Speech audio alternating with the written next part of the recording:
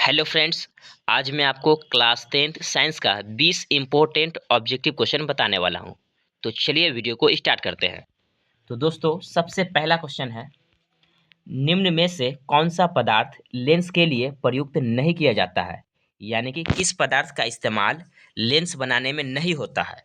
तो option A में है जल, ऑप्शन बी में है कांच, और ऑप्शन सी में है प्लास्टिक, और ऑप्शन डी में है मिट्टी। तो दोस्तों इसका सही आंसर होगा ऑप्शन नंबर डी, यानी कि मिट्टी। मिट्टी का उपयोग लेंस बनाने में नहीं होता है। चलिए अगला क्वेश्चन की ओर चलते हैं। क्वेश्चन नंबर 2 कहता है, निर्गत किरण और अभिलंब के बीच के कोण को कहते हैं। तो ऑप्शन ए में आपतन कोण, ऑप्शन बी में है परावर्तन कोण, और ऑप्शन सी में निर्गत कोण, और ऑप्शन डी में इनमें से कोई नहीं। तो दोस्तों इसका सही आंसर होगा ऑप्शन नंबर सी, यानी कि निर्गत कोण। ठीक है, निर्गत किरण और अभिलंब के बीच के कोण को निर्गत कोण कहते हैं, याद रखना है, एग्जाम में पूछा जाता है। चलिए क्वेश्चन नंबर 3 है, किसी माध्यम में अपवर्तनांक का मान होता है। तो दोस्तों इसका सही आंसर होगा ऑप्शन नंबर ए, यानी कि साइन आई बटा साइन आर। ठीक है, चलिए क्वेश्चन नंबर 4 की ओर चलते हैं। क्वेश्चन नंबर 4 है, सामान्य दृष्टि के वयस्क के लिए सुस्पष्ट दर्शन की न्यूनतम दूरी का है या अल्पतम दूरी, दोनों एक ही है। ठीक है, न्यूनतम दूरी होती है, तो ऑप्शन ए में है 25 मीटर, ऑप्शन बी में है 2.5 सेंटीमीटर, ऑप्शन सी में है 25 सेंटीमीटर, और ऑप्शन डी में है 2.5 मीटर। तो दोस्तों इस क्वेश्चन का सही आंसर होगा ऑप्शन नंबर सी, यानी कि 25 सेंटीमीटर। ठीक है, चलिए क्वेश्चन नंबर 5 की ओर चलते हैं। क्वेश्चन नंबर 5 कहता है, दूरदृष्टि वाली आंखें साफ साफ देख सकती है, यानी कि जिस व्यक्ति को अगर दूरदृष्टि दोष हो गया है वह कौन सी वस्तु को साफ साफ देख सकता है। तो चलिए इसको ऑप्शन देख लेते हैं। ऑप्शन ए में है दूर की वस्तुओं को, ऑप्शन बी में है निकट की वस्तुओं को, ऑप्शन सी में है बड़ी वस्तुओं को, और ऑप्शन डी में है इनमें से कोई नहीं। तो दोस्तों इस क्वेश्चन का सही आंसर होगा ऑप्शन नंबर ए, यानी कि दूर की वस्तुओं को। जिस व्यक्ति के आंख में दूर दृष्टि दोष हो गया है वह दूर की वस्तु को साफ साफ देख सकता है। अगर किसी व्यक्ति को निकट दृष्टि दोष है तो वह निकट की वस्तु को साफ साफ देख सकता है, यह भी याद रखना है। चलिए क्वेश्चन नंबर 6 की ओर चलते हैं। क्वेश्चन नंबर 6 कहता है, कांच प्रिज्म द्वारा उत्पन्न श्वेत प्रकाश के स्पेक्ट्रम में किस रंग का झुकाव अधिक है। ऑप्शन ए में है लाल, ऑप्शन बी में है हरा, ऑप्शन सी में है पीला, ऑप्शन डी में है बैगनी। तो दोस्तों इसका सही आंसर होगा ऑप्शन नंबर डी, यानी कि बैगनी। दोस्तों आपको यह भी बता देते हैं कि स्पेक्ट्रम में कुल 7 रंग होते हैं। ठीक है, और सबसे ऊपर होता है लाल और सबसे नीचे होता है बैगनी। चलिए अगला क्वेश्चन की ओर चलते हैं। क्वेश्चन नंबर 7 कहता है, किस उपकरण में धन और ऋण का चिन्ह नहीं होता है। ऑप्शन ए में एम्पियर में, ऑप्शन बी में है वोल्ट मीटर में, ऑप्शन सी में है कुंडली में, और ऑप्शन डी में है विद्युत सेल में। तो दोस्तों इस क्वेश्चन का सही आंसर होगा ऑप्शन नंबर सी, यानी कि कुंडली। कुंडली में धन और ऋण चिन्ह नहीं होता है। ठीक है, क्वेश्चन नंबर 8 कहता है, 10 ओम और 20 ओम के दो प्रतिरोधों को श्रेणी क्रम में जोड़ने पर समतुल्य प्रतिरोध होगा। ऑप्शन ए में है 20 ओम, ऑप्शन बी में है 20/3 ओम, ऑप्शन सी में है 30 ओम, और ऑप्शन डी में है 25 ओम। तो दोस्तों इस क्वेश्चन का सही आंसर होगा ऑप्शन नंबर सी, यानी कि 30 ओम। ठीक है, चलिए अगला क्वेश्चन को चलते हैं। क्वेश्चन नंबर 9 कहता है, 12 वोल्ट विभवांतर के दो बिंदुओं के बीच 2 कूलम आवेश को ले जाने में कार्य किया जाता है। ऑप्शन ए में है 6 जूल, ऑप्शन बी में है 24 जूल, ऑप्शन सी में है 14 जूल, और ऑप्शन डी में है 10 जूल। तो दोस्तों इस क्वेश्चन का सही आंसर होगा ऑप्शन है बी, यानी कि 24 जूल। ठीक है, चलिए क्वेश्चन नंबर 10 की ओर चलते हैं। क्वेश्चन नंबर 10 है, विद्युत फ्यूज काम करता है। ऑप्शन ए में है धारा के उष्मीय प्रभाव पर, ऑप्शन बी में है धारा के चुंबकीय प्रभाव पर, और ऑप्शन सी में है धारा के रासायनिक प्रभाव पर, और ऑप्शन डी में है किसी पर भी। तो दोस्तों इसका सही आंसर होगा ऑप्शन नंबर ए, यानी कि धारा के उष्मीय प्रभाव पर। विद्युत फ्यूज धारा के उष्मीय प्रभाव पर काम करता है। चलिए क्वेश्चन नंबर 11 की ओर चलते हैं। क्वेश्चन नंबर 11 है, सौर सेल में किसका उपयोग होता है। ऑप्शन ए में है प्लास्टिक, ऑप्शन बी में है सिलिकॉन, ऑप्शन सी में है यूरेनियम, ऑप्शन डी में है प्लूटोनियम।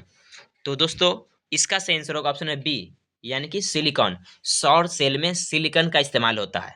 ठीक है, क्वेश्चन नंबर 12 है, 1 किलोवाट घंटा तुल्य है। ऑप्शन ए में है 3600 जूल का, ऑप्शन बी में है 3.6 गुने 10 पावर 6 जूल का, ऑप्शन सी में है 36 गुने 10⁻6 जूल का, और ऑप्शन डी में है 36.00 जूल का। तो दोस्तों इसका सही आंसर होगा ऑप्शन नंबर बी, यानी कि 3.6 गुने 10⁻6 जूल का। चलिए क्वेश्चन नंबर 13 की ओर चलते हैं।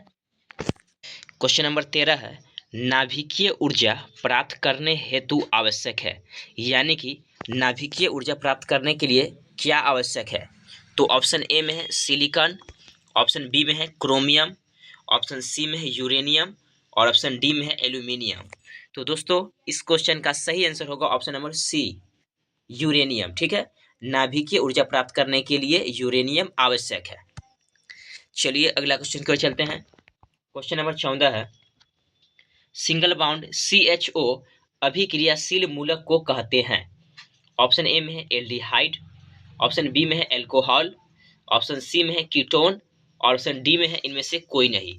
तो दोस्तों इसका सही आंसर होगा ऑप्शन नंबर ए, यानी कि एल्डिहाइड। ठीक है दोस्तों, अगर आपसे एग्जाम में पूछता है कि OH अभिक्रियाशील मूलक को क्या कहते हैं, तो OH वाला क्या होगा, एल्कोहल होगा। ठीक है, क्या होगा, एल्कोहल। चलिए अगला क्वेश्चन की ओर चलते हैं। क्वेश्चन नंबर 15 कहता है, भोजन का पचना तथा पकाना किस प्रकार की अभिक्रिया है। ऑप्शन ए में है अपचयन अभिक्रिया, ऑप्शन बी में है ऊष्माक्षेपी अभिक्रिया, ऑप्शन सी में है उपचयन अभिक्रिया, और ऑप्शन डी में है विघटन अभिक्रिया। तो दोस्तों इस क्वेश्चन का सही आंसर होगा ऑप्शन नंबर सी, यानी कि उपचयन अभिक्रिया। चलिए अगला क्वेश्चन की ओर चलते हैं। क्वेश्चन नंबर 16 कहता है, 1 HP, दोस्तों HP का फुल फॉर्म होता है हॉर्स पावर, जिसे हिंदी में बोलते हैं अश्व शक्ति। तो 1 HP बराबर है, तो ऑप्शन ए में है 746 वाट, ऑप्शन बी में है 760 वाट, ऑप्शन सी में है 780 वाट, और ऑप्शन डी में है 550 वाट। तो दोस्तों इस क्वेश्चन का सही आंसर होगा ऑप्शन नंबर ए, यानी कि 746 वाट। 1 HP यानी कि हॉर्स पावर 1 HP बराबर होता है 746 वाट। ठीक है, चलिए अगला क्वेश्चन की ओर चलते हैं। Question number 17। क्वेश्चन नंबर 17 है, मेंडल ने अपने आनुवांशिकी प्रयोग हेतु किस पौधे का उपयोग किया था। ऑप्शन ए में है नीम, ऑप्शन बी में है गुलाब, ऑप्शन सी में है मटर, ऑप्शन डी में है गुलदाउदी। तो दोस्तों इसका सही आंसर होगा ऑप्शन नंबर सी, यानी कि मटर। मेंडल ने अपने आनुवांशिक प्रयोग के लिए मटर के पौधे का इस्तेमाल किया था। चलिए क्वेश्चन नंबर 18 की ओर चलते हैं। क्वेश्चन नंबर 18 कहता है, चीनी का आणविक सूत्र क्या है। ऑप्शन ए में है CH3COOH, ऑप्शन बी में है C6H12O6, ऑप्शन सी में है C12H22O11, और ऑप्शन डी में है CH3CHO। तो दोस्तों इस क्वेश्चन का सही आंसर होगा ऑप्शन नंबर सी, यानी कि C12H22O11। चलिए अगला क्वेश्चन की ओर चलते हैं। क्वेश्चन नंबर 19 है, हमारा शरीर किस pH परास के अंदर कार्य करता है। ऑप्शन ए में है 0 से 6, ऑप्शन बी में है 6 से 9, और ऑप्शन सी में है 9 से 11, और ऑप्शन डी में है 7 से 7.8। तो दोस्तों इस क्वेश्चन का सही आंसर होगा ऑप्शन नंबर डी, यानी कि 7 से 7.8 के बीच हमारा शरीर कार्य करता है। ठीक है, pH परास के बीच। चलिए क्वेश्चन नंबर 20 की ओर चलते हैं। क्वेश्चन नंबर 20 है, निम्नलिखित में से किसे चाकू से काटा जा सकता है। ऑप्शन ए में है लिथियम, ऑप्शन बी में है कैल्शियम, और ऑप्शन सी में है कॉपर, और ऑप्शन डी में है आयरन। तो दोस्तों इसका सही आंसर होगा ऑप्शन नंबर ए, यानी कि लिथियम। दोस्तों आज के लिए बस इतना ही, मिलते हैं नेक्स्ट वीडियो में, तब तक के लिए धन्यवाद।